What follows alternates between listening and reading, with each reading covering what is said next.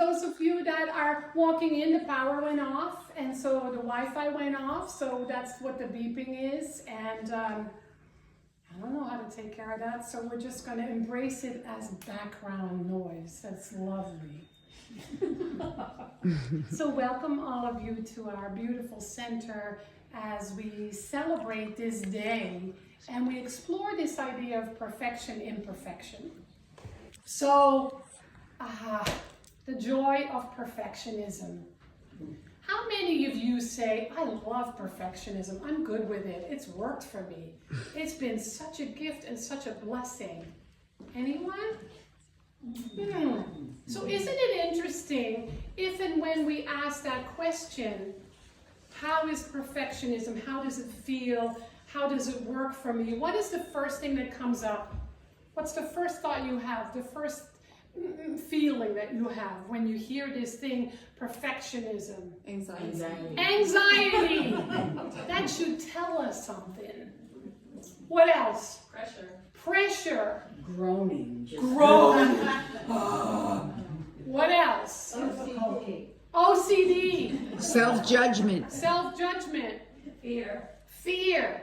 Yes, so think about that. If that is how we feel when we think about this thing called perfectionism, why do we keep striving for it? Of course, it's a cultural thing, it's a life thing, it's a spiritual thing, and so today I want to kind of have us look at that, because I don't know anyone in my 67 years of life that has said, I love perfectionism and it really works for me. Anybody else ever met anybody that has said that or felt that? How interesting is that, right? And so I want to ask you another question, and maybe you don't want to answer it, and maybe it feels too vulnerable, but give it a try. How has perfectionism up until now showed up for you? In what area of your life? Making my bed. Making your bed. I'm with you. I love to make my bed every day. What else? Working overtime. Working overtime. Yeah, COVID changed that, right? Where the ambition and the drive and go and do, right? That's where it shows up. Yes, with work. What else? Exercising. Expecting other people to be perfect. Expecting other people to be perfect. Body, weight. Anybody? Yeah. Age. Let's spend $1 gazillion on altering our appearance so we can feel perfect. That's an interesting one to me, and one I've never surrendered to. Yeah, it's probably never will. Wrinkles, spots. Oh, thank you. It's life. What else? Other people's perfectionism. Other people's perfectionism. It can show up in relationship with others, whether people we're close to or not. Sometimes we want to appear perfect, because what happens if we appear perfect? They have to like you. They have to like you. Maybe if you're perfect, they love you. Right? That is crazy. Don't you think? But that's how the mind works. That's actually how the ego mind works, which is the more shallow part of our experience. And so I too have struggled with perfectionism. I grew up in an environment where in order for us to go outside, we had to dress perfectly, especially going to church. And the house had to look perfect. And I was the one on Saturdays that would rake the gravel in front of our house and my parents' shop, and it had to be a zigzag pattern so it would look perfect for people going to church the next day. And I always said, how interesting, once I was on a spiritual path, how interesting it all had to look perfect on the outside, but on the inside we were all suffering and lonely and experiencing forms of neglect. Abuse would be called today, right? Anybody else? Right? And so maybe this is something that we can embrace, because it is true on the spiritual path that the things that cause us anxiety and stress and pressure are really the things that are before us so we can heal, so we can grow, so we can transform, so we can expand who we are, so we can make peace with our experience ourselves. Because to me, that's what this human journey is about. It's about our soul's evolution. So in some spiritual circles, what is said is that we all have the perfect life and the perfect environment and the perfect experience to evolve and to grow. And some people embrace that wholeheartedly, and some of them fight it tooth and nail. And then there's the in-between, which is probably all of us here, right? Because it's both and. We're going to come back to that. The one thing that I know is that perfectionism hinders us. It's an obstacle, a huge obstacle to our spiritual evolution. And it's very confusing when we're on a spiritual path, because one of the main sentences in our teaching is we are all whole, perfect, and complete. We're all whole, perfect, and complete. This is true at a spiritual level. But what the mind does with that is what's important for us to see, to feel, to notice, so we can work with it. So it doesn't run the show. It doesn't run our life. And so what if we would welcome our imperfections? What if for 5 days in a row you didn't make your bed? What if for 4 days in a row you would let go of what other people think? What if for 1 hour or 2 hours you let go of whatever it is that you think other people should be or shouldn't be? That's a wonderful practice. I don't know about you, but I get to practice it every single day, especially at home with my Norman.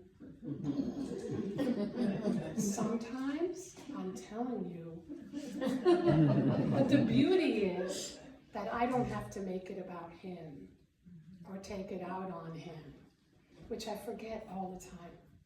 But I know where I have to come back to and come home to, because he's just a mirror. We know in relationship, people are mirrors for us. Some people say that the people we struggle with in our lives are just showing us what our own unfinished business is.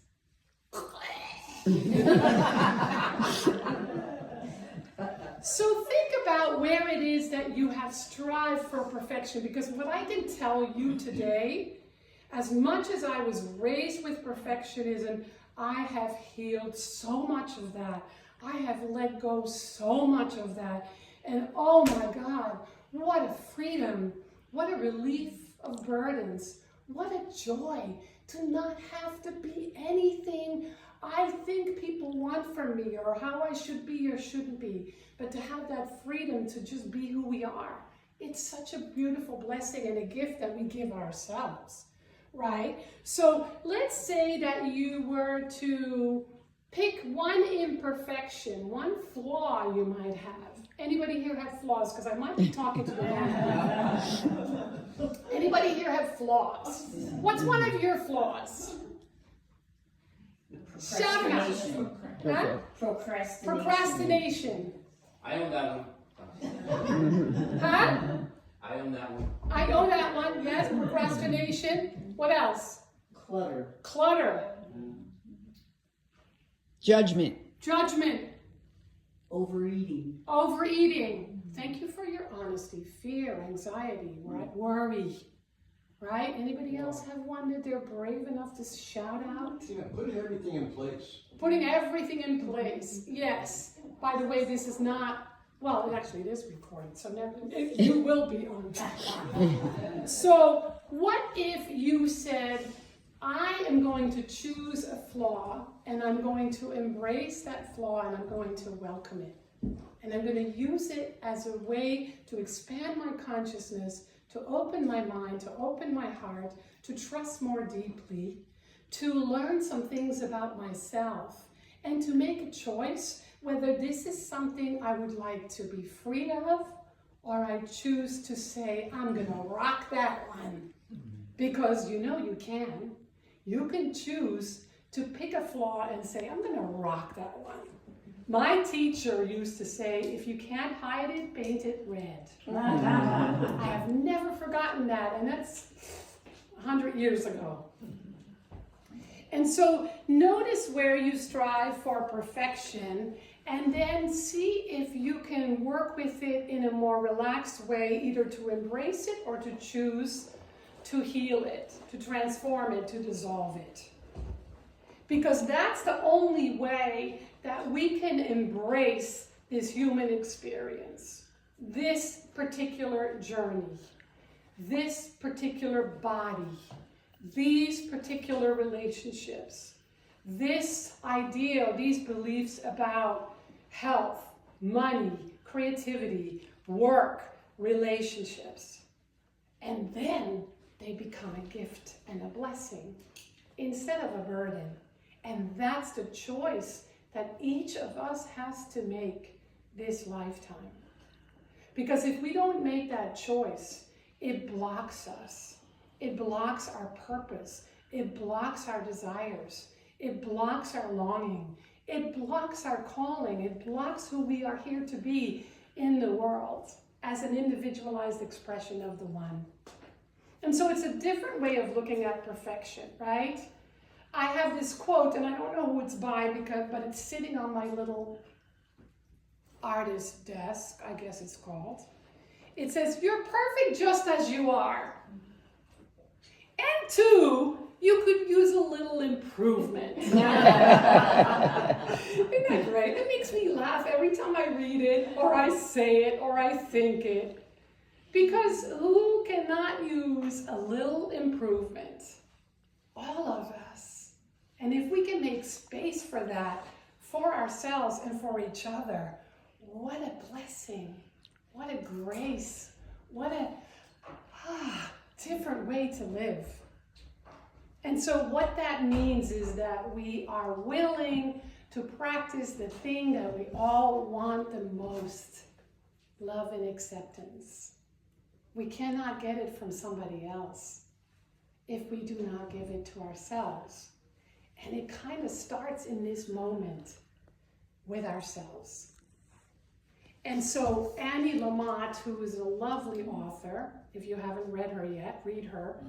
She says that the voice of perfection is the enemy, is the oppressor. I call it my inner bully. Anybody else here have an inner bully? We all do, actually. Some of us drink, shop, distract, Facebook, whatever else, it away. But we can never fully avoid it. One day, we have to say, all right, buddy, I'm going to start listening to you. And I'm going to work with you. And I'm going to switch roles. I'm going to embrace and love you because you have a message for me. You have something to give me, something to tell me. Anybody here have a specific voice to that inner bully? What is it saying? It says you're not good enough. Mm-hmm. In some way, shape, or form, that's your inner bully. You were taught that. You were conditioned to listen to that voice and to believe it and to accept it. We all have that inner voice. It's actually the voice of the ego self, right? Because it says you're never enough. You're never good enough. You never do enough. You never have enough. You're a piece of not enough. It breaks my heart that you ever feel that way about ourselves. It breaks my heart that I listen to that voice and believe it. It breaks my heart that you do. Because just for a moment, And Lori is going to do a guided meditation, but just for a moment, just think about and feel that voice inside of you. It's really very abusive. So somebody might be abusive to you at times, or cut you off in traffic, or say something you don't like. You're a whole lot worse in the voice of that inner bully. But the inner bully is actually a blessing, because it's showing you and it's teaching you what you have to heal. What you and I have to heal inside ourselves is all those beliefs and all those voices that say you don't do enough, you don't have enough, you're not enough. So what if we embrace that instead of fought it? Because the fighting it is the cause to our challenges and our addictions and distractions. So what is it then that we do with that? The camera just came on. The power just came on. The beeping stopped. The beeping stopped. I think our beloved Fernando turned that off. All right, so But it's not connected, is it? it's just really bright. Huh? Yes, we figured that one out. So the idea then is that we begin to listen to the voice that says, you know, not just you're not good enough, but you're broken. And we take care of that part of us. That part of you and me that says you're not enough, you're broken, is just saying, can you just freaking love me already? Can you just accept me? And can you maybe take me by the hand and show me how to love and accept myself? Because it will tell us how to do it and what to do. And so we work with that, because in our teaching we say you are whole, perfect, and complete exactly the way you are. Our spiritual evolution is about coming to believe that, which means that we have to kind of look at where we don't yet and use that. So it's time for us to dance that dance of freedom, which is the biggest shift that is happening in our teaching. The biggest shift that's happening in our teaching is it's you're whole, perfect, and complete, and you're not. It's both and to work with that and to use that, because I can say, all there is that I'm whole, perfect, and complete. I can be an affirmation till the day I take my last breath. But if I don't fully believe it and experience it and embrace it, it cannot happen. So it's the both and. We're human and divine. It's not either or. We're human and divine. And when we embrace that and make that part of our spiritual evolution and our spiritual practice, that's when we grow and heal and transform. And so how can we embrace our imperfections? What is one thing that we can do to say, okay, I'm going to befriend my imperfections and use them for good, for my growth, for my evolution? Anybody? Acceptance. Acceptance. Practice acceptance. If we practice acceptance of our imperfections, we will find out which ones are hard to accept or not. We will realize what we need to let go of and what we decide to hold on to. So we can hold on to our imperfections consciously and say, you know what? I'm a slob. So be it. I'm just going to live my life as a slob and be done with bullying myself about it. Right? It's just an example of embracing it. What else can we do besides accept our imperfections and letting them go or letting them go? Learn to laugh at ourselves when we do it. That's a great one. Yes, learn to laugh at ourselves. I was talking to a prayer partner this morning and I was laughing at something that I was doing that I used to really judge. And I'm like, I was just saying, look at you, Frankie. Oh my goodness. You're something, aren't you? And we had a good laugh. So freeing, right? What else? How about we realize it's our superpower? Imagine that. Imagine that one of your imperfections is actually your superpower. That we have to figure out for ourselves, how that can be, how we can see that, and how we can embrace that. And so acceptance, release, dissolving it, letting go, having compassion for ourselves, seeing it as a gift, a blessing, a superpower, a part of our evolution. So, perfect, whole, and complete. Just notice where you don't yet believe that. Because that's why we're here in this human experience, to shift that, to arrive at that place of saying, yep, that's who and what I am as I am. And where I can't see it or don't believe it, I have some work to do. So let's shift the word imperfection with a little apostrophe. Where do you think we can put the apostrophe in the word imperfection? Between the I and the M. Between the I and the M. I'm perfection. You know what I found out today? The etymology of the apostrophe comes from the Greek, and it means to turn away. I just found that out today. I love to keep learning, and I was like, let me look that up. I did actually hear this morning. Apostrophe. What does apostrophe mean? It means to turn away. So I'm perfection means being willing to turn away from your imperfections and to see them in a different way, in a different light. And I love that part of you that's been the bully. And just make a decision whether you're going to love and accept it, change it, or just continue to bully yourself with it, realizing that that will never serve. So now we have a fabulous song by Rhonda. Those of you that are coming in late, we have no power-ish, no Wi-Fi-ish. And so that's why we're sitting in